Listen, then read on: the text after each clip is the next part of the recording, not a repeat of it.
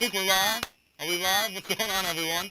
Phil here. Welcome back to Playground Questions YouTube channel, and welcome to another YouTube Live lesson. I'm Phil, and I'm glad to see you guys. I'm checking on the chat right now, see how everyone's doing. I see Sarah Pickles in the house, John Sandlin in the house. Hey, Saul. Saul asks, how was the vacation? Vacation was incredible, you guys. It's the kind of vacation that you hope for, and when you go on vacation, then it typically, it goes a different way. And you say, oh, I wish we would have got the vacation that we wanted. Well, we are lucky to say that we got a good one. We went to Rhode Island, which is a fun New England beach area in the U.S. Rhode Island is a small little state, and we have family there, so my wife and I and the kids, we got a little bit of beach time. Maybe you're seeing I have even a little bit of a tan going. But of course, we usually do a big family gathering there, and we kept it minimal and socially distant, of course. But we had a great time nonetheless. So thanks for asking, Saul. All right, so Angel's in the house. Hello from Rochester. Hello, thanks for joining us. Sarah says Father's Day is coming up this weekend. Thank goodness for Amazon. I feel it. You guys, it's funny. I'm a new-ish dad, and so when Father's Day rolls up, I think, oh, I got to get my dad something. But I always forget, hey, I get stuff now. I get recognition. That's fun. I wonder if any of my kiddos are watching right now. Yeah, Amazon has been essential, we should say, right, during this time especially.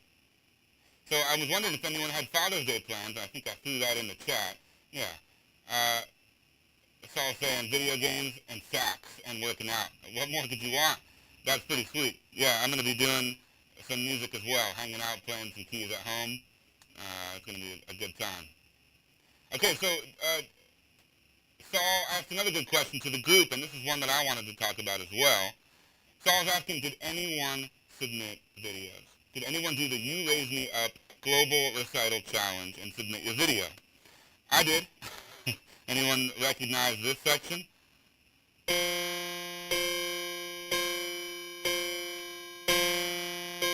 Okay, did a little bit of the intro at the rookie level, and then we go into intermediate. Later we get into the instrumental key change, which is the, let's see, I'm doing it from memory here. This is the advanced section.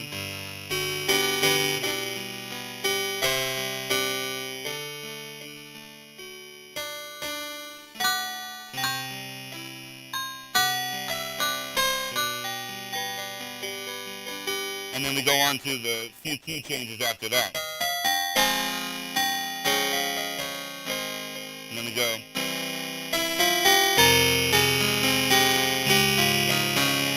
Anyways, you guys put the time in. You guys learned that stuff. So I'm curious, too. Who submitted a video? And who's excited to see this recital video? I sure am. Who didn't submit a recital video? And why not? We'd love to know that, too. Elsa, John, how you doing, Elsa? Elsa's doing well. Also curious about the challenge.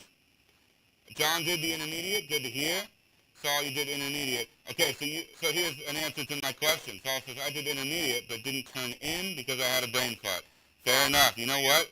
This was a big challenge. This was a big challenge. And you guys really rose to that occasion, so that's pretty inspiring to us here at Playground. Of course, it's one thing to get 100%, right? And that's a challenge on its own. But then to hit record on the camera and do it while the pressure's on, so to speak, that is an additional challenge. So, we've heard a lot of laments of positive still, but feeling like, oh, man, I got 100 yesterday, but I couldn't get it on camera today, and stuff like that. So, that's just part of the nature of the beast when you're learning a big song like this. And I will say that when there's a deadline on it, it becomes even harder. So perhaps for the next challenge that we do, we'll give a little bit more time between when we give the final lesson and when we ask for submissions. In fact, let me know in the chat, did anyone feel like they didn't have enough time between when they learned the song, whatever section it was that you were working on, between when you learned it and when you had to submit your video? Let me know. If enough people are saying, oh, I could have used more time, that will definitely help us and our decision for how we're going to treat the next one, okay? I feel it though. It took me a couple of takes too. I didn't do it on the first take. Um, all right. So who else? Oh, you guys are saying it sounds bad, huh?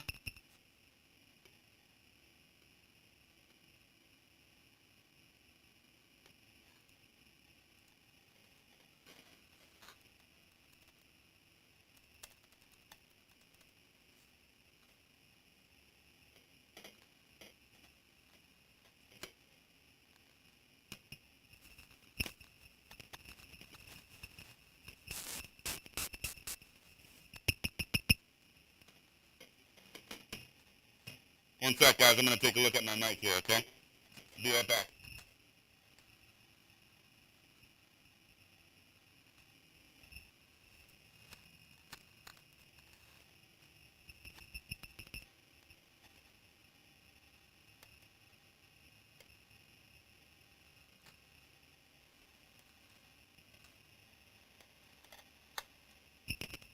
Check, check, check.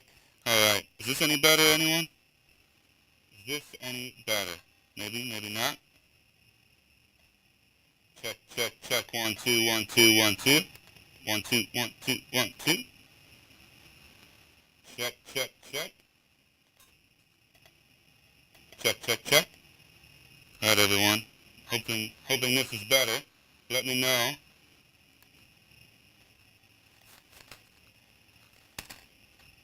Sorry about that.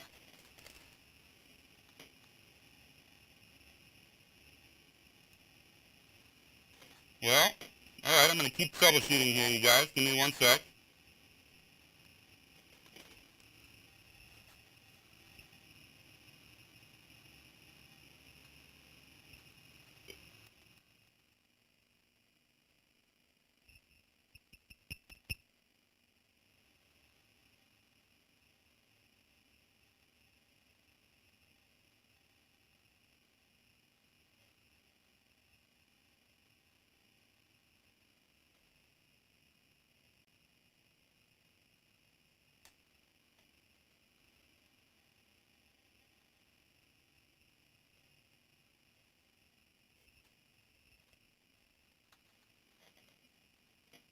All right. How does the piano sound?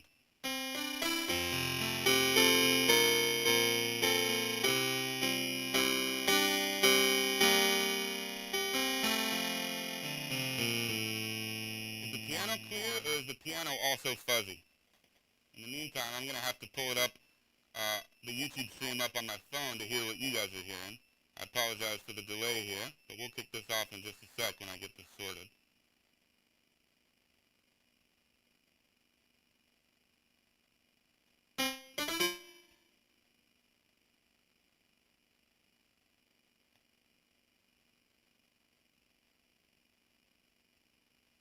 Somebody let me know in the chat. Okay, so the piano's sounding bad too, huh? Well, I'm sorry, guys. I'm going to get this fixed in 1 second. Usually don't have this issue.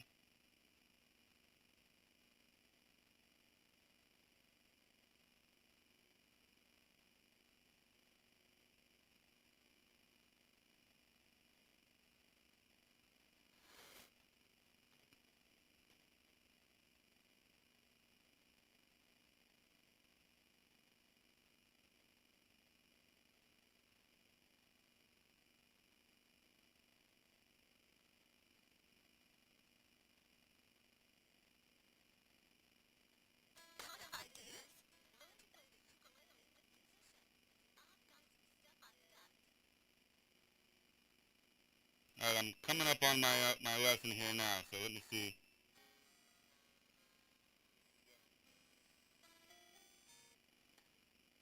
Okay, I just heard it. Sounds awful. Uh, Not quite sure what's causing that.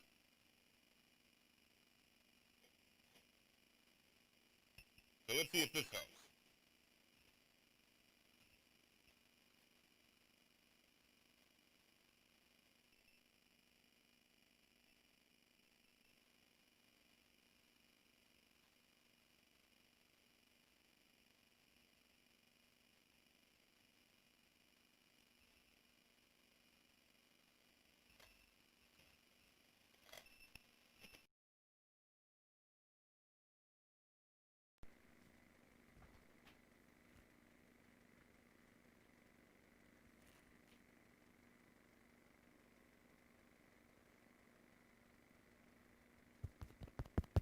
All right, all right. I hope this is better. I just changed some things.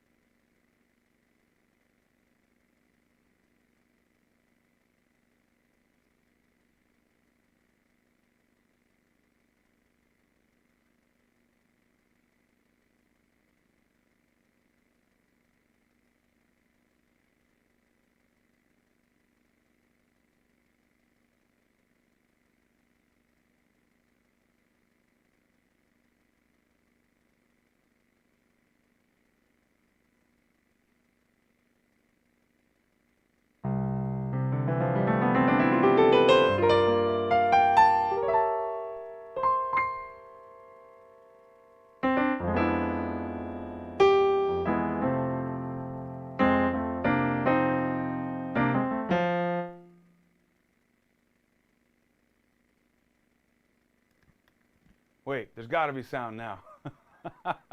Sorry, everyone. Okay, I'm here. I hope this is good now. You do hear the piano. People are really wanting free song credits. Wow. I'll tell you what, let's make a deal. If we have any other issues beyond this one, I think we're fixed now, right? If it happens again, I'm going to start tossing out song credits. All right, thank you, Elta. Thank you, everyone. Hi, Celine. All right, I think we're ready to get this going. Thank you, John. Once again, sorry, guys, but we're talking arranging today.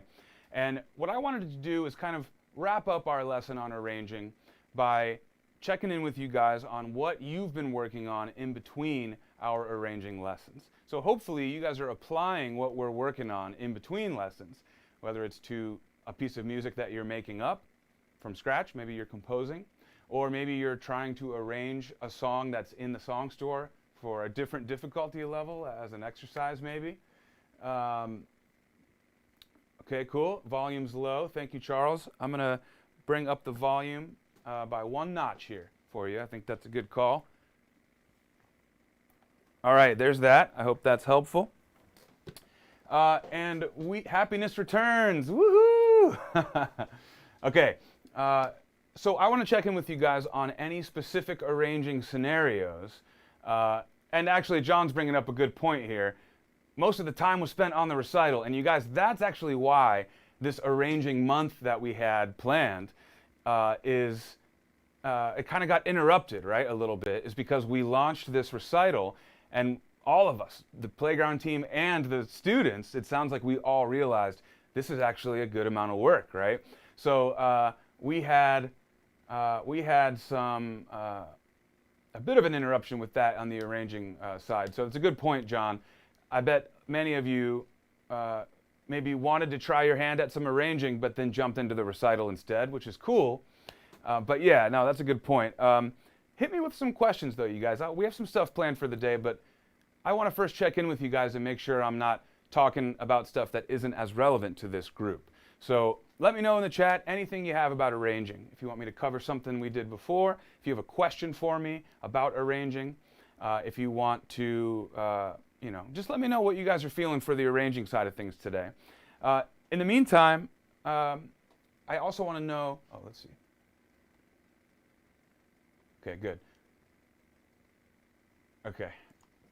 Yeah, so John, you're saying the last thing you did was entering the final arrangement into MuseScore, basically when we finished it, right? So what we could do is kind of go back into some of the concepts that we explored earlier in the month and into last month, and start to look at another example of a song where we break it down in that same way, or we can go back and review a bit of the same stuff that we were doing before now that the recital is complete. And so I just want you guys to weigh in on the chat, and I'm going to steer this lesson accordingly, all right? So Elta is saying, I've been taking easy songs and adding chords to make it harder and have more sound. I love that, Elta. We're gonna spend some time talking about that today. Saul says, will you do a course on arranging in playground sessions? I'll tell you, Saul, we are about to change some things about how we're able to produce video content. It's going to be a good change. We, here in the next few weeks, we hope, maybe a bit longer. These things can take some time, but we've been working on a big deal where we're going to get a ton of rights to do videos for songs that we haven't been able to do in the past. So we might actually be jumping into more song production, but maybe doing it in the style that we've been doing for these challenges or this recital. So walking you through each step. And so we're going to spend a good amount of time on that. But of course, we're also going to be adding course content as well. And I think after going through these last few weeks of arranging, it's become clear that people are interested in learning more about that. And so I think it's a really strong candidate for one of our next courses. I'll say that I know we have one in the works. It's a rookie level course, more focused around on the rhythmic side of things. We have our reading music course, which is about reading the staff, memorizing the notes and all that. But there's going to be more to come in counting and the rhythmic side of things. So that's kind of on deck. We also have a course on improvisation, but it's going to be beginner friendly. Not necessarily first day at the piano, but a beginner at improvisation. We'll find some good stuff in that course. It's not going to be so jazz focused. It's going to be more like, how do you just sit down and make up music that you know is going to sound good, and having the confidence to do that and some tools to do that. And we're going to feature Justin Coughlin, who's a great jazz pianist, and he's one of Quincy Jones's artists. He's going to be teaching some of that content in that course as well, which is pretty cool. But yes, I think after that, arranging is probably one of the strongest candidates. So thank you for the request. And like I said, this is just making me feel more and more that arranging is a good topic to explore more. All right, good. All right, Angela says, I'm doing this for the first time. I love to learn to play the piano. Great news. I'm glad you're having fun. I'm glad you're enjoying it. And Angel, did you do the recital too, the You Raise Me Up recital, or are you just talking about the Playground Sessions app in general? Charles says, I'm memorizing basic chord shells in all major keys, starting with the third on top. Also, wish Playground Sessions had a section to help with setting up an audio interface. Okay, fair enough. That's actually a great point. I know we have an FAQ section and support. Our support team is often linking out to things like that, just in terms of general setup. But it's a good point. I mean, troubleshooting different audio interfaces with different speaker setups or things like that. Yeah, perhaps we can add that to the FAQ section. I'll make a note of that. Your first comment, Charles, that you're memorizing the basic chord shells in all the major keys, I love to hear that. And the more keys you can memorize, the easier it's going to be to transpose, to change keys, and to pick out songs in other keys as well. So that's a great exercise. And for those who aren't sure, Charles is saying, let's take the key of C major, for example. Those are all the root position chords in that key. And Charles is practicing those, but he's practicing them with the third of the chord on top, which means we're playing them in inversions like this. So we would have... And I like that actually because we have the third being on top, it just is a more pleasing voice on top of the chord, in my opinion. And so it makes it a little bit more melodic when you do this.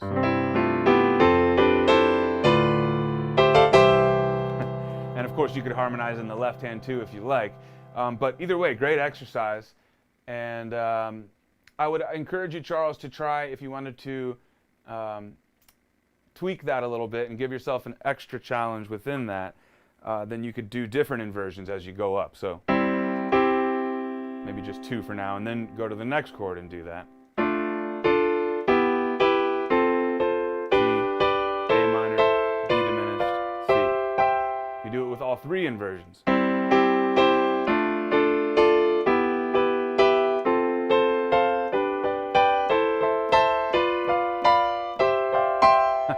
Those kind of exercises are good too for visual practice, right? You need to practice recognizing visually the chord shapes, right? What does that shape look like? Which note do I have to get to play it?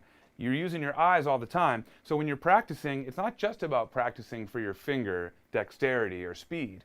It's also about practicing recognizing your shapes visually. And that kind of a inversion practice is really, really good for that kind of stuff. So bravo, good comment there. All right, Sarah's trying to self-teach sight reading and really struggling with the higher ledger lines. That can be a challenge, Sarah. I don't know if you've noticed, but there are, what's the word? I'm forgetting the word for like good boys do fine always. Mnemonic. There are mnemonics for the lines and spaces on the staff, right? Like I said, every good boy does fine. There's face in there for the spaces in the treble staff. But if you think about it, if you sit down and write it out, you'll see that even the ledger lines above the staff actually can have their own mnemonics as well. So if you think about a treble staff, you have E, first line E. Let's see here. Okay, E, G, B, D, and F, right? F is our top line. Every good boy does fine. Now face is for the spaces, but the top line is also F, right? Well, that starts another face. So the top line's F, the first ledger line above is A, the next ledger line is C, the next ledger line is E. So now we're looking at 4 ledger lines up. And that is going to be face. So we can recycle some of those mnemonics. Think about that as you're trying to identify notes up there next time. Use your upper mnemonic. And the same can be said for like bass clef when you're going down below the staff.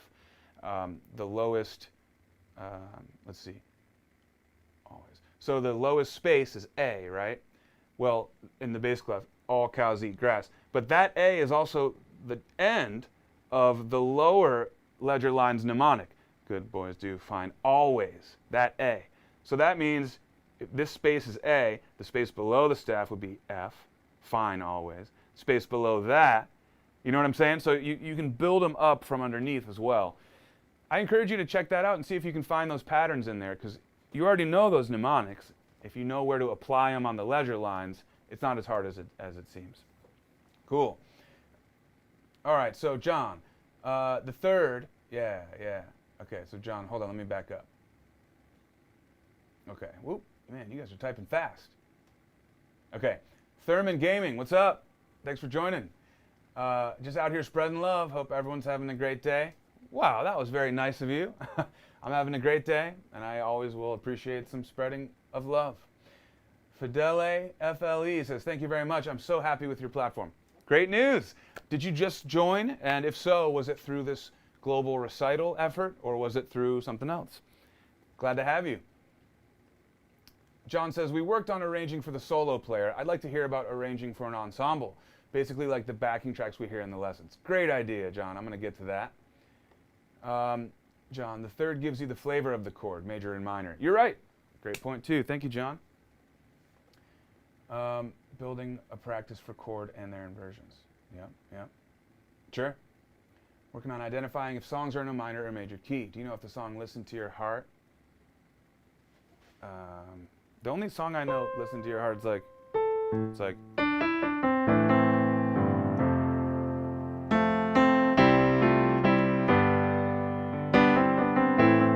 It? If so, we can talk about that. If not, I'm not sure which one you're talking about. Patrick Poole, what's up, my man? Do I know any Jimmy Buffett? I mean, how can I not know this?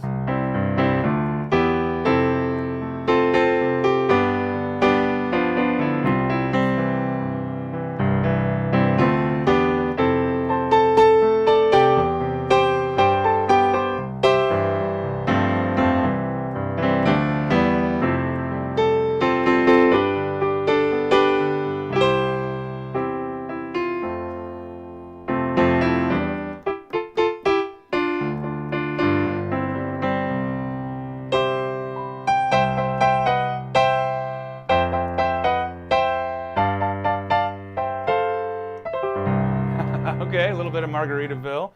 It is summer after all. I do know some Jimmy Buffett. Right on, right on. Okay, we're caught up on the chat. Awesome, awesome. So, Elta, so that was the one? Okay, this is a great question, Elta.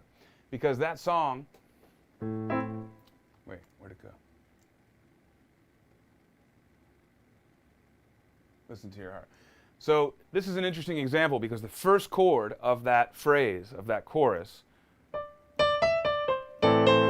starts on a minor chord. I'm not sure which key it is in, but for now, I am just playing in the key of C major or A minor. Hey, Lauren Anderson. My wife just joined, everyone. Say hey.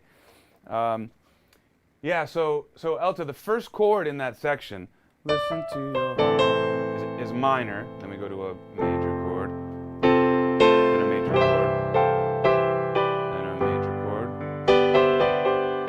The first chord is minor, which makes it seem like it's in a minor key, but that's not the case here. We are in a major key here, and we can tell when we look at the whole progression in context.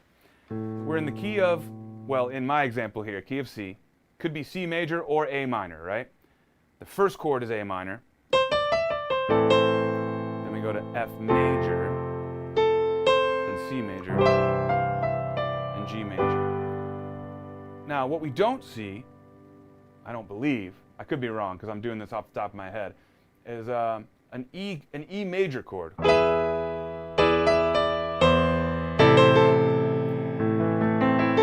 Major chord in this key would definitely suggest that we are in the key of A minor because an E major chord has a G sharp in it, and that is the 5 of A minor. Now, we're not going to see a G sharp in a chord if we're in the key of C major. That's only if we're trying to tonicize A minor. So, because we don't see that, and because I'm seeing both a C chord and a G chord in this progression, which would be the 1 chord and the 5 chord, I'm pretty firm in playing in considering this to be in C major, even though the first chord's A minor. We go to the 4 chord, then the 1 chord, then the 5 chord. So that happens to be major, I believe. That can be a tricky one though when we're prioritizing the minor chord by putting it first, right? That's why that can be tricky. Patrick Poole, I'm not sure Margaritaville is in the app. I would have to check on that. But I hope you are aware of the song request form where students like yourself can go and request songs officially and other students can upvote them and things like that. If you don't see it in the song store now, I encourage you to do that and check it out. Sarah, I have a very silly question, but do you know the Disney film Aristocats? There's a song called Scales and Arpeggios. I often wonder if it does use scales or arpeggios. That's funny, Sarah, that's not a silly question. Although, unfortunately, I don't know that movie, but I would be shocked if they did not use scales and arpeggios in there. I'm going to have to check that out. That would be a fun one to look at. Charles, I have trouble telling the difference between Dorian and Aeolian based on just key signature. Fair enough. Okay.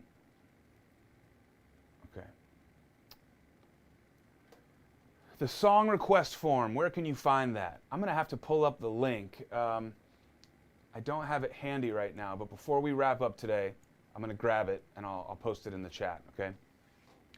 Or if somebody else has the link handy, I know some of you regulars who have requested songs in the past, that'd be a huge help actually, if you can share that link in the chat. Okay. Yep. So go ahead and get that request in, Patrick, and we'll try and make that happen for you. So John asked something earlier that I think would be good for us to explore right now, and that is arranging for an ensemble, okay? And what I mean by that is, so far we've been arranging for multiple voices, right? We're not just playing a single note. We've been arranging for multiple notes, but it's all been for one performer. One person to sit down and play at once. What John was asking about is, thank you, John. Thanks for grabbing that link. Sorry, I'm getting distracted by our chat. What John was asking about is arranging a song for multiple instruments to play in a group at once. So this is a great question, and I'm happy that you asked it, because it seems like it would be a fully different approach than what we've been doing so far, right? But the good news is, I don't actually believe that it is. Of course, it will be different at some point, but I believe that the foundation for arranging for an ensemble still should begin at the piano. So consider this. When arranging for the piano, we know that we have 88 keys available to us, right? And we can play 6 at once, or 2 at once, or 1, or 10, if we have all of our fingers on keys. That's one thing that will be different about arranging for an ensemble. You've got to know if you have 5 musicians to arrange for, or 10, for example. Are we doing a string quartet, or is this for a rock band, or is this for a full orchestra? So first you need to define your parameters. Who am I arranging for? What am I arranging for? And so for the sake of our exercise here today, let's imagine that we're arranging for a band, okay? So we're going to have a bass, drums, guitar, keyboard, and let's say voice, okay? That's a pretty common band you might see. So how would we go about arranging for that? Well, I suggest instead of starting, okay, here's the guitar. What's the guitar going to do? Okay. All right, now let's go look at the drummer. What's the drummer going to do? Okay, I wouldn't suggest doing it like that. Instead, I would sit down at the piano and I would start arranging for the piano, but you have to define your parameters a bit more. So, for example, you're going to have a bass note in any chord you play. Okay, that note is typically going to be given to the bass player. I'll give you an example. Let's say we play a C major chord like this. C, E, G, Ishar.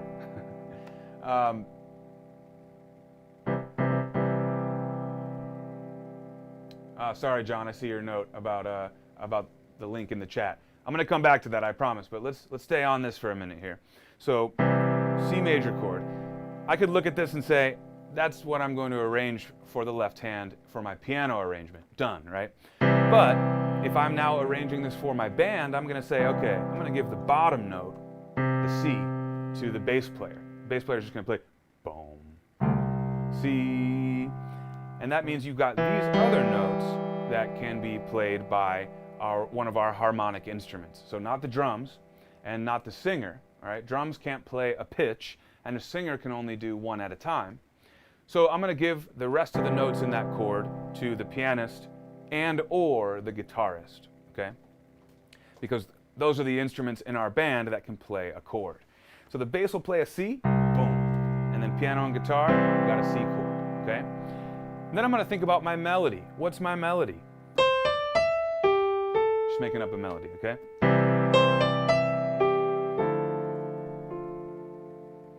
On piano, I might want to arrange it like this.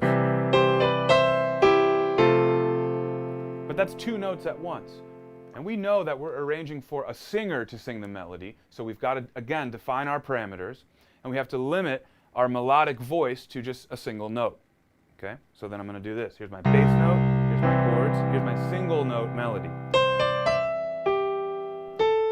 Okay, so I'm limiting myself there. Because I know that the singer has certain limitations. That's just how it is. I'm also going to think about range for a singer. Am I arranging this song for a female singer who can sing really high? If so, I might put it up here. Not that high. I might put it there, but if it's a guy singer, I might be down here. Right? So you got to know who you're arranging for, and you have to consider their range. Again, piano, you can put it anywhere. You can say, I want to have an effect where I jump up 3 octaves. And then down here. A singer can't do that, so you have to arrange with that in mind. Well, most singers can't. Maybe Bobby McFerrin or somebody can. But that is, yeah, oh, here, let me check in the chat because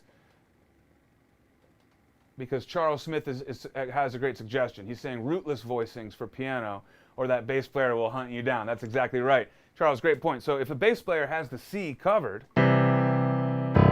bass player's playing that C, we don't want to get in the way as piano players, or guitar players for that matter. We don't want to also be playing a low stuff down here.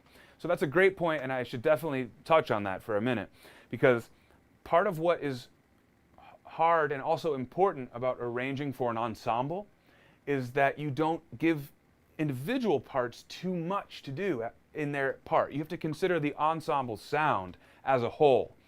And that's a lot different from solo piano, where everything that's happening is coming from you or the solo performer. So you have to think about that. If you give the bass player a C and the piano player is playing this C and the guitar player is playing this chord, it's going to be fairly heavy and muddy. And to Charles's point, especially if you're playing in the low register as well. Okay? So as an arranger, we want to be aware of that. So the bass player's down there. So you might write the piano chord up here. Here's bass, here's my chord, instead of putting my chord down here. And to Charles's point, you may not even want to put the C in the chord, the C note in the chord, because the bass player's playing it. That's a bit more advanced, but you can arrange for the piano player or the guitar player to play rootless voicings.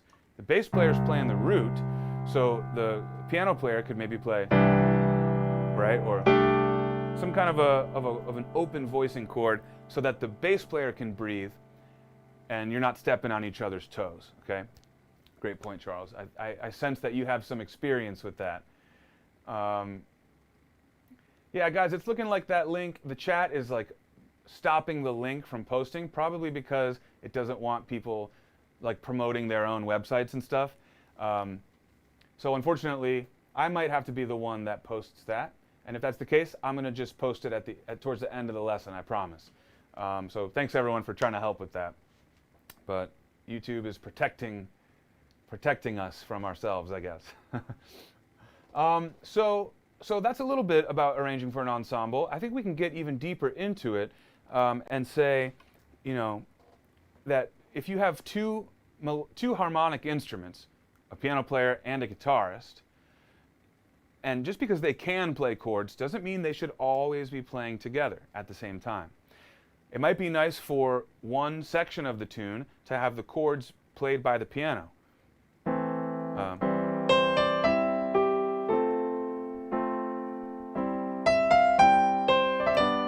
Making up a song, okay? And while the piano player is doing that, maybe the guitar player, because the guitarist is also capable of playing melodic stuff, single notes, maybe the guitar player is doubling the singer, for example. So you can start to get into some cool textures when you're arranging for ensembles. You can say when the singer is singing this, the piano player is playing the chords. So the guitarist should maybe double the melody with the singer, and maybe an octave lower, just because. So now the guitar is doing this, single note. Now the piano's playing the chords. Maybe in the B section, we change that. Now maybe the piano goes to melodic content. Maybe the singer rests. Maybe the guitar then takes over for the chords. So my overall point here is something the overall point here is that when you are arranging for an ensemble, there are specific considerations that are different from arranging for solo piano. But I would say that maybe the first like 50, 60, maybe 75% of it, I believe, is still arranging at the piano, because you want to have a visual sense of all the parts, the low end, the harmony, the melody, and then you want to get a feel for the rhythm. Okay, so I would venture to say that most composers and arrangers, even if piano is not their main instrument, I bet they're writing and arranging at the piano a lot of the time. So I would say start there, and then decide, all right, now that I've got, you know, the chords and the things how I want them, what tweaks do I need to make it fit well in an ensemble? Okay, well, I'm going to take the root out and give it to the bass player. I'm going to make sure the melody is in the correct range for the singer. If it's not, I'll bring it down an octave or up an octave. And if that's too extreme, you may have to transpose your whole arrangement to a different key, somewhere that's comfy for the singer. That's another thing about working specifically with singers. Often for arrangers, you will have to arrange to a different key or transpose it to a different key to fit a singer's range. And then you want to think about rhythmic elements for the drummer. Now the drummer is a specific case because you're not going to take really any of the notation elements, any of the notes, and give that to the drummer, because the drummer is only playing rhythms, of course. But there is a set of notation symbols for percussion that you could consider using. there are note heads that have like lines on them instead of circles, and those tend to mean like a rhythmic hit, but not specific to a certain note. So if you're arranging for drums and you want to get very specific, you can notate out the rhythms. But most often what's done is the arranger will describe a beat, right? So like, all right, we just want to have, we're in 4/4 obviously, or you want to have a time signature. We're in this time signature, and this is the feel that we want to do. And so give it like a waltz, or if we're in 3, do like a waltz feel with brushes. Or if we're doing something else, this is going to be in 4/4 backbeat, a funky beat. Right? Now, if you have the luxury of rehearsing with someone, with an ensemble, then you can work that stuff out in the room. But if you don't, and you're just arranging to give to someone else, then you're going to have to be less shorthand than that and be a little more official for the drummer. But often a drummer's notation will look like this. Time signature, one measure that has like a groove written on it, and then just repeat signs that say like, this is the groove for, you know. And then there will be some directions that say like, maybe some dynamics, get louder here. And if there's anything that you want the whole band to do, like a full, like everyone plays on beat 2, 1, 2, 3, 4, 1, 2, for example, and the drummer too, then you got to let the drummer know in your notation, rest on beat 1, hit on beat 2, and you can write, you know, crash, or you can notate it on the specific line for the crash symbol. But we're getting ahead of ourselves here, I think. The main point, again, if I can just circle back, and then I want to get back to the chat one last time, is that no matter what instrumentation you're arranging for, whether it's solo piano, rock band, string ensemble, full orchestra, the keyboard, the 88 keys here are arguably the best starting point, no matter what instrument you play, or what instrument is going to be featured the most in the arrangement, for example. The piano is one of the most friendly and visual instruments to create with. So I'm going to say that at least the first half of the legwork is still going to be done on the piano, which is great news for us, right? So, John, it's not going to be a full new set of skills and things you got to work out. Of course, like I said earlier, there are specifics that come along with that. Like if you're writing for, you know, a saxophone, you've got to transpose it to their key. You've got to be aware of each instrument's ranges and things like that. You don't want to give a saxophonist a note that they can't play in their instrument. Things like that. But great question. I'm glad we looked at that. Oh, here you go. So Charles, you just asked this question I think I just spoke to. How do you figure in non-C instruments? So if you're arranging a score that has all the parts in it, like a crunched down piano score of all the parts, you keep the non-C instruments part in C. But once you break out all the parts and give them to the instruments, all right, drummer, here's your part. Bass player, here's your part. Alto sax, here's your part. Oh man, I'm always forgetting what key alto's. Oh, trumpet. Trumpet's a B flat, I believe. So here, trumpet, here's your part, right? So if we wrote the song in the key of C, you have to give the trumpet player his or her part in the key of B flat. And then when they play it, it'll sound correct in the key of C. If you don't do that as the arranger, then the trumpet player is forced to transpose on the spot. They're going to be looking at stuff written in the key of C, but they're going to have to play it in the key of B flat. And you'll run into players who are really good and they can do that, and it's impressive, but it's not the right thing to do if you want to be a good arranger or a composer. You got to give everyone the parts for them. And so that can get tricky when you're writing for full groups that have different transposing instruments. It can get sticky. Yep. Patrick, Jimmy Buffett would be proud if you can put a full lesson on Margaritaville. Patrick, I promise I'm going to post this link to the song request form, and I think you should vote for it as many times as you want. And that's where we're going to look to see what songs we should do next. So your vote has been heard, but if you want it to be officially recorded, you got to put it in that link. And I am going to just get the link right now because Patrick really wants to learn Margaritaville.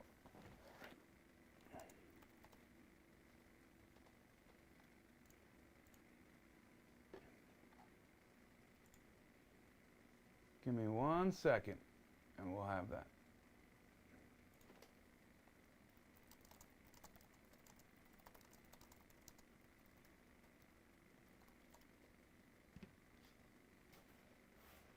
Okay. Excuse me. Before we go, you guys, and we're not signing off just yet, but I want to say that we have a lot of room to go still within arranging, and I think it's important that we narrow it down. I loved where we went today, but as you could see, we could even spend another day or two on the topic of arranging for ensembles as well. So what I would like to do is check in on the next topic that we might want in this group, okay? We looked at some arranging for piano. We looked at the arrangements at different difficulty levels for You Raise Me Up. And today we talked a bit about translating your piano arrangements into ensemble arrangements, or just starting a new arrangement for an ensemble, okay? So my question to you guys is this. Next topic. Do we want to keep exploring arranging, or do we want to vote on a new topic, okay? So let me see if I can actually find, here it is. Next topic. All right, so let me walk you guys through these, and I want you to put in the chat, you can write it out if you want, but let's see if we can get these emojis in there. If you want to do a series of lessons from me on how to better play with other musicians, we covered that a little bit today, right? Talking about a piano player and a bass player. If you're playing by yourself, then you will have basically, you can do whatever you want, free reign.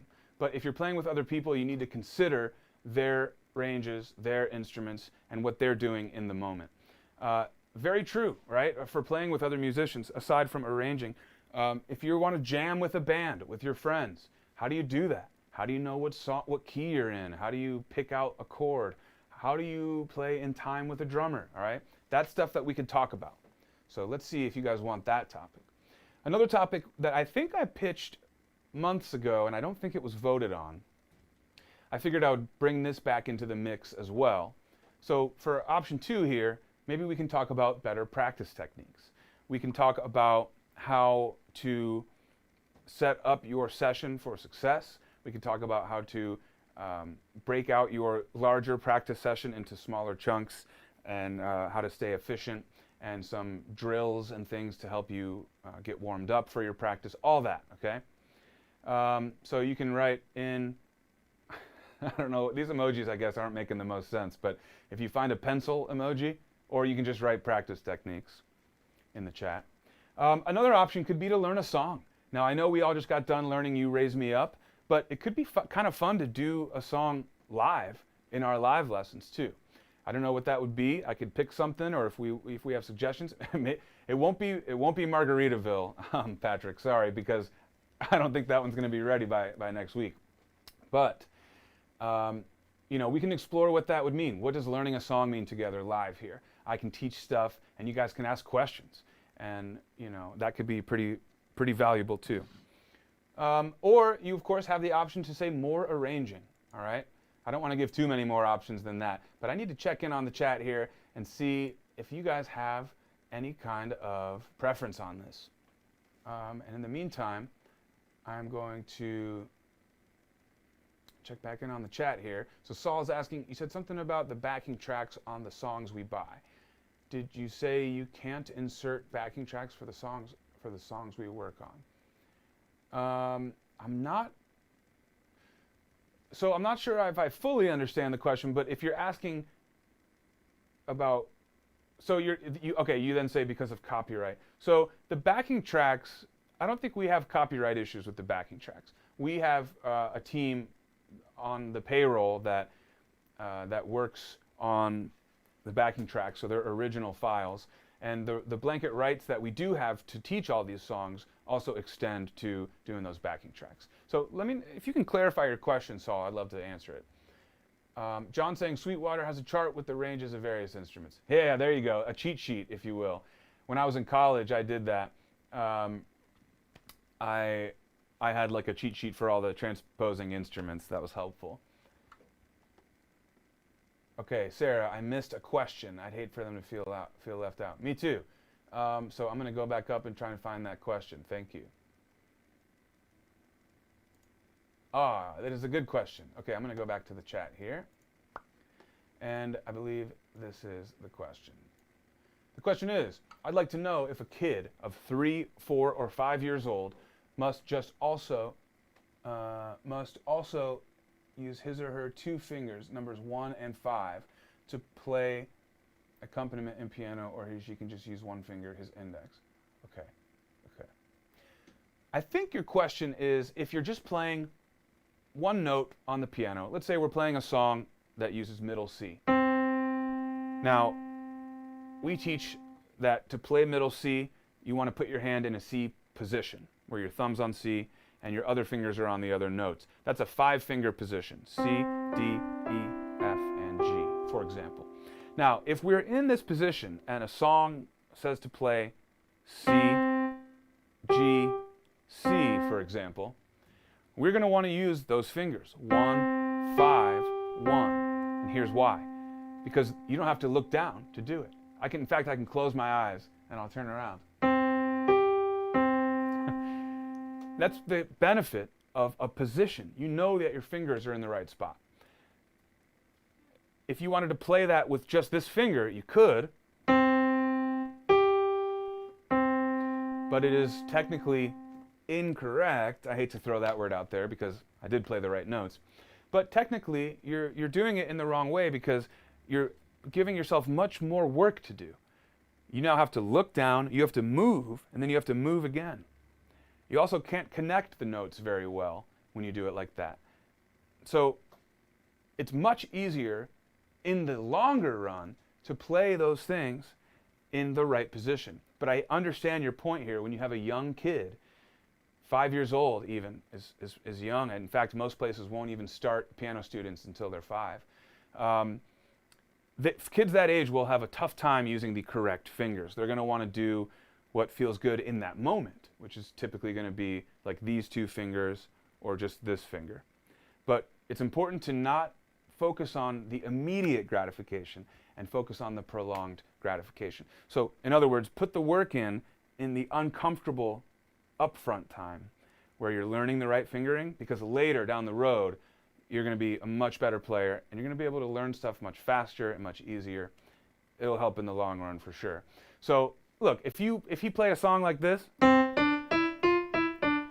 I'm not going to be mad about it, right? And if any kids submitted their recital videos and they didn't use the correct fingering, that's totally okay. We are trying to make music here and we're trying to have fun with it. So this isn't like the place, with all the piano rules and that you can't break, all right? We want to have fun here with music. So that's important to remember. But if your goal for the kids is to have them play for a while and you want them to get good eventually, strongly suggest that you teach the correct hand positions and fingering from the beginning, for sure.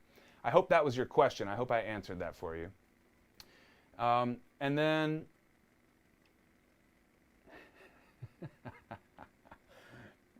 this is funny, you guys. All right, so I'm seeing some votes. Let's go through it, all right? So let me go back to our page here. This was our vote here. Patrick's saying learn a song. John, ooh, play with other musicians. Nice. Saw all 3. Yeah, they're all good ones. Patrick, learn a song. Elton, learn a song or practice. Hey, Gimbal, I like your name. Don't call the cops, Patrick. Hey, Patrick threw out another request. Benny and the Jets. I dig it. So, yes, that would be great. Charles would like to learn Doing It All for Baby in 12/8. Okay. 12/8's a fun one. Patrick, Benny and the Jets. Yvonne. Yvonne got the emoji in there. I see you. So better practice techniques.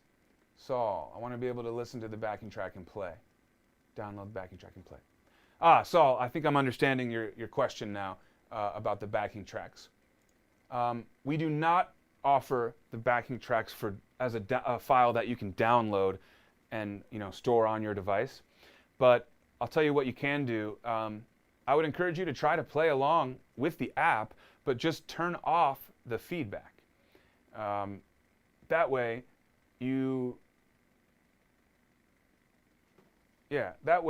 can just basically jam to the track. And that's what I do quite often, to be honest.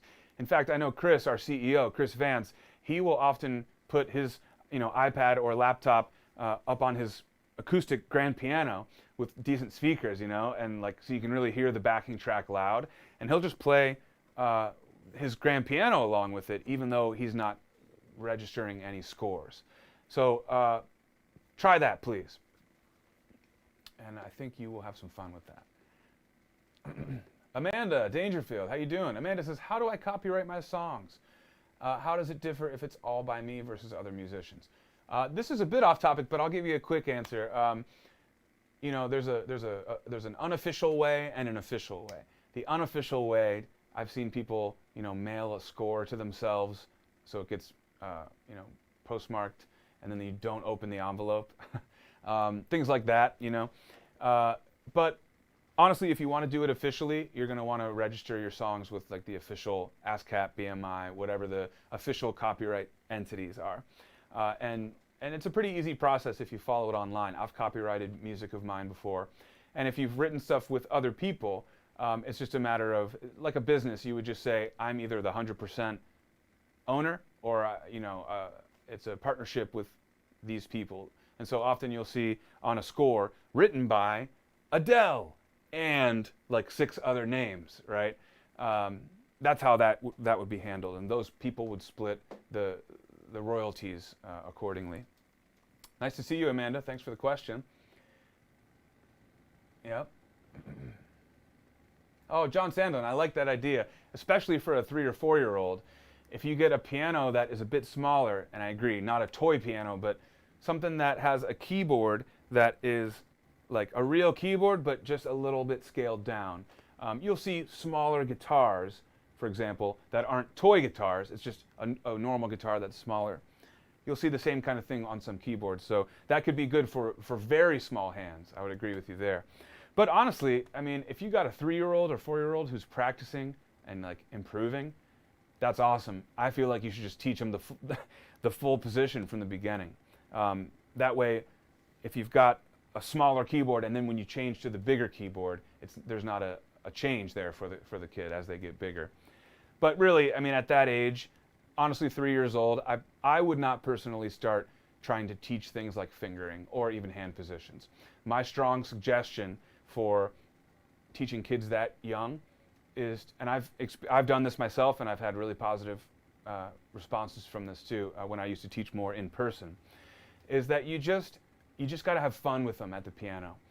I mean, it sounds simple, but what you're trying to do with a kid that young is plant the seed that music is fun and that you can have a good time sitting at your instrument.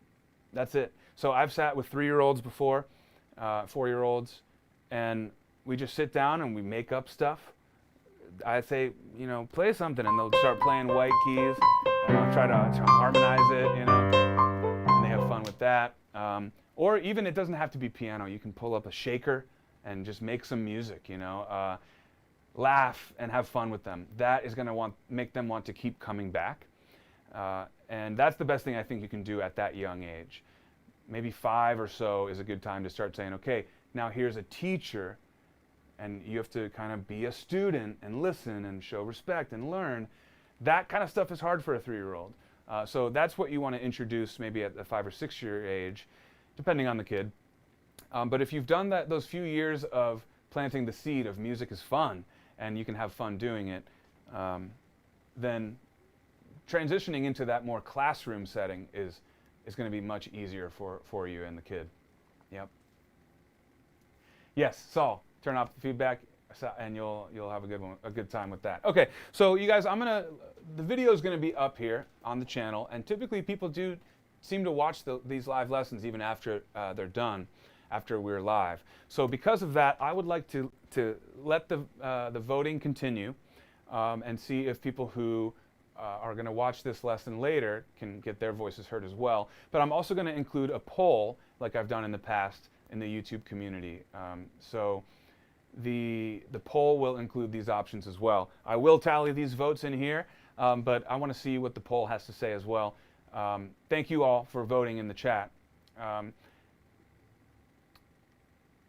And by next week, I think we're going to start our new topic, okay? So whether it's more arranging or something else, I would say by early next week, I'm going to have a good sense of what that topic's going to be. And then so by next Wednesday, a week from today, same time, we'll get started on our next round. Should be fun. Well, let's see here. Oh, what is Charles saying here? We used to have a chicken that played the piano as a local attraction. I almost quit when it had better scale work than me. Come on, Charles. That's hilarious. I have to find, you got to send a video of the chicken playing the piano. What was it doing? Like, could it would play a scale? Could it do anything else? That's hilarious. Has anyone ever seen, by the way, the video? There's like a guy that's playing piano for an elephant, and he comes over and like, they just like bond over the music. That's pretty cool. That's pretty cool too. Oh, Elta, I almost forgot. Pop quiz. Thank you for reminding me before we get out of here. All right, this pop quiz, I'm going to allow 3 winners. So the first 3 correct answers. Here, I'll tell you what. Let's go to here. Pop quiz. The first 3 correct answers are going to get a free song credit. And what I'm going to do here is I'm going to call upon a question or something that we covered in the last few weeks of arranging. Okay, maybe even something. Actually, let's do something that I talked about today. Okay, so we're talking about arranging, and we want to test your knowledge. All right, here's a question for you guys. Why? Okay, here's one. I got it. So this came up in the chat earlier, and I highlighted it as well. So here's our question. Why does it sound better? I know that's maybe an opinion question, but I believe that there's some science to it too. Why does it sound better to use chord inversions? And we can look at the example that we did earlier today, where Charles was talking about his chord exercises. Remember, we did this? And then I tried it in an inversion.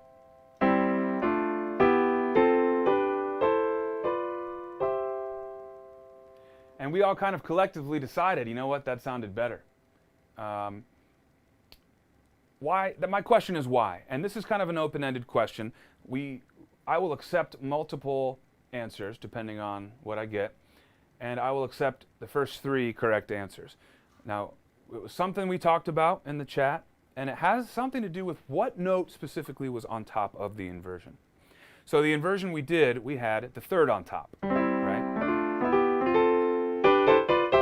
Why does that sound more pleasing? Okay, this can be, you can explain your answer, it doesn't have to be one word, things like that, all right? But I'm looking for something that has to do with, there's a little bit of a theory component to this answer. And I'll give you a hint. It has to do, or one answer that I'll accept has to do with a bit of theory around the chord qualities. Okay, so you guys keep typing in these answers. And I am going to let you type, and I'm going to play a bit here, and then I'm going to come back and go through your answers.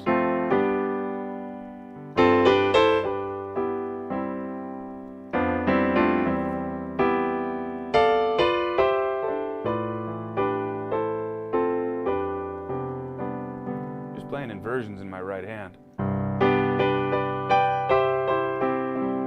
But I'm harmonizing them differently.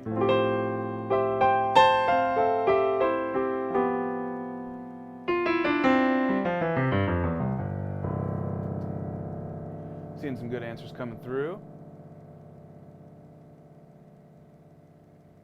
Yeah. Yeah. Okay.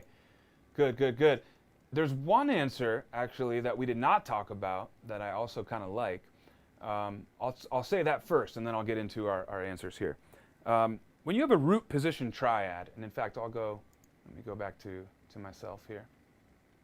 When you have a root position triad, you have two different intervals. You have an interval of a third and another interval of a third. Yes, one is major, one's minor, but still, third, third. Now, when you do an inversion of a triad, whether it's first or second inversion, you no longer have two thirds. You have a fourth and a third. So if you invert it like this, first inversion, you have the third on the bottom. Sorry, that's confusing. You have the third scale degree on the bottom, and then you have the root on the top. So you have an interval of a third on the bottom, and then you have an interval of a fourth, right? If you do second inversion, which is what Charles was doing, where the third chord, the third scale degree is on top, then you have an interval of a fourth on the bottom and a third on top. When you have more varying intervals, I think that can make for a more interesting sound, whereas a root position triad tends to just be a stack of the same intervals. And so in jazz, we like to use fourths instead of thirds. Pop music tends to use fifths, but also thirds. But yeah, one reason, in my opinion, that it sounds better to go through chord exercises with inversions is because you have a bit more interesting intervals within the chord shapes. But I know we didn't talk about that one. What we did talk about is, and I saw it in here,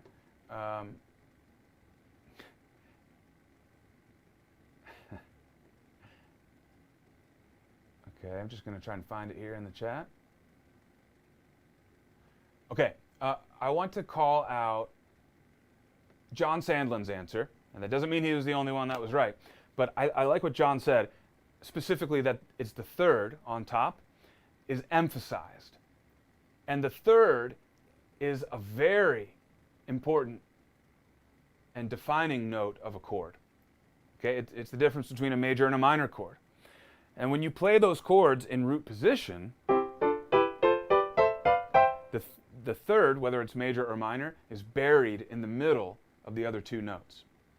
But if you play it in an inversion where the third is on top, then you hear that third cut across the other sounds. Whatever, and this is true, we talked about this in a previous week with arranging.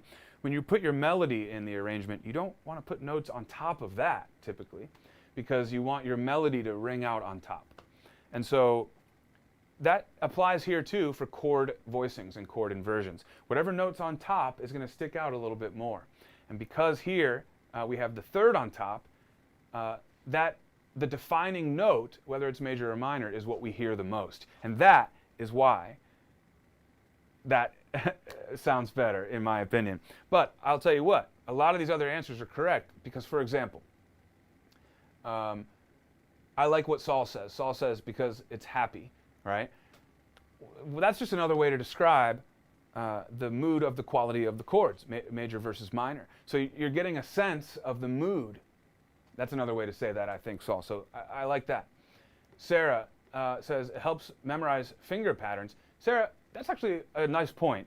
That exercise is crucial if you want to memorize larger chord shapes. Instead of just seeing chords as three notes, oh, here's an inversion. It's like a new chord. It's different three notes. No, we don't want to do that. We want to see all of those notes. All of these notes in the C chord. We can have this inversion, this inversion, this inversion, this one, this one, this one. It's all part of that visual chord shape. And so this is a great exercise for that. But Sarah, my question was, why does it sound better? And so I will say that I don't know if that gets to why it sounds better, but I think what you put at the end is redeeming. I think that earns you a free song credit as well, because I did get my mic to work. So I'm going to give you one too, Sarah. Elta says, because if it's too low, it could be muddy. That is also a great point. Also something we talked about today. You are right on both counts. Now, we didn't talk about range for the chord exercise. We were starting it here, and that wasn't too low. But you're 100% right that if we were too low, it would sound muddy. But that's also true whether we would have a root position triad or an inverted triad too, I think, right? But I'm going to give you credit for that as well, because that was a great point that was brought up earlier. I think it deserves getting highlighted again. Charles Smith is also 100% right that chord inversions make for better voice leading. Now, what is voice leading? Well, that's a bit more of an advanced concept for some of the beginners watching, but voice leading has to do with when you're looking at a chord progression, more than one chord, and you look at each individual note within each chord, and you start to connect the dots between the chord progression, and you can start to see some individual voices are creating little melodies in the chord. I'll show you what I mean. So we might have this chord progression.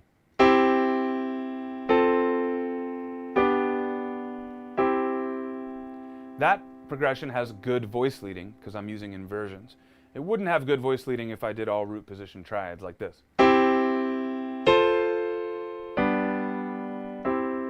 Same chords, but I didn't invert them. So let's go back to the inverted one. And let's isolate, for example, the top voice of the chord, of each chord. So the top voice here for our first chord is G. Now when I go to my next chord, I'm inverting it in a way so that the top note is only one step away. That's a satisfying voice leading. It's a whole step away. Now I'll go back to this chord. Now to my next chord, my top note actually stays the same. It doesn't get any closer than that. It didn't even move, right? So that's also very satisfying voice leading. Let's look at the bottom voice in this progression, okay? C. Next chord, still C. Back, C again. Next chord, down by 1/2 step to B. And then back up to C. So if you isolate any individual voice of the chord, let's say it's the middle note, right? And then you look at the middle note of the rest of the chords in your progression. If it's jumping all around, it's not great voice leading. But if it's connected smoothly like that, either it's the same note or 1/2 step away or a whole step away, then it's going to be good voice leading. Inversions are crucial to getting good voice leading in your chord progressions. So I'm going to also give you credit for that one, Charles. So here's where we're at. Saul, Sarah, Elta, Charles, and John. 5 free song credits today. All right? I appreciate you guys a lot. I don't know if I say it enough, but thank you for always being here every week. You guys are my diehards, and I really, really, really appreciate it. Thank you guys. Just in general, thank you. And I'm happy to offer some song credits to all you guys. Let's leave it there for the day, and we'll check in next week. You thought I would forget, didn't you? I'm not going to forget to post this link.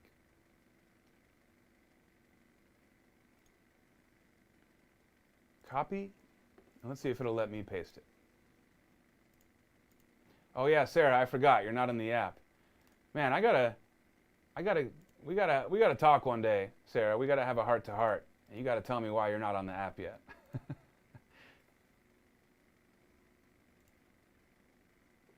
All right, I think it worked, you guys. User Voice is the program. Let me know if you're seeing that link. That link, Patrick and anyone else, should take you to the song request form where you can type in your vote, and you can also see what other people are voting for, and you can upvote their votes, okay? All right.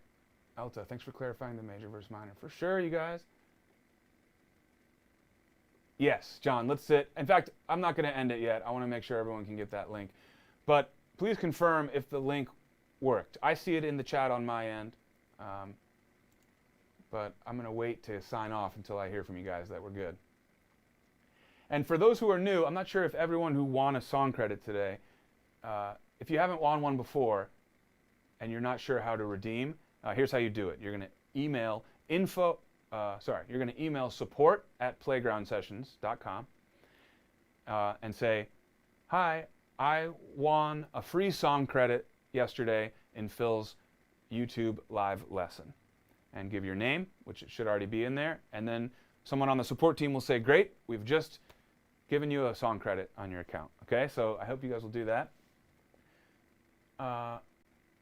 Okay, good. So John's saying the link worked. Charles. Charles is in 2 piano groups. Oh, sweet.